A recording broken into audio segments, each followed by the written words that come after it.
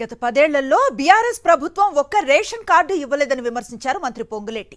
ఖమ్మం జిల్లా నేలకొండపల్లి మండలంలో పర్యటించిన పొంగులేటి పలు అభివృద్ధి పనులకు శంకుస్థాపనలు చేశారు.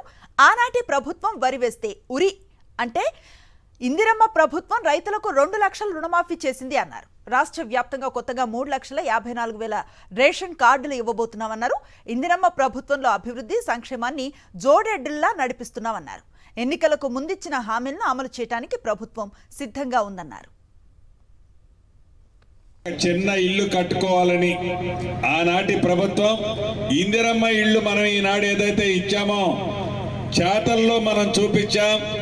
ఆనాడు 10 సంవత్సరాలు మాటలతో కాలయాపన చేసింది ఆ ప్రభుత్వం. మొదటి విడత ప్రతి నియోజకవర్గానికి 3,500 ఇళ్ళు ఇచ్చాం.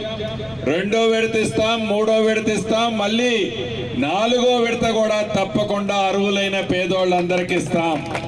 మన సుద్దేపల్లి గ్రామంలో కూడా ఇచ్చిన ఇళ్ళు చాలా స్పీడ్గా కడుతున్నారు.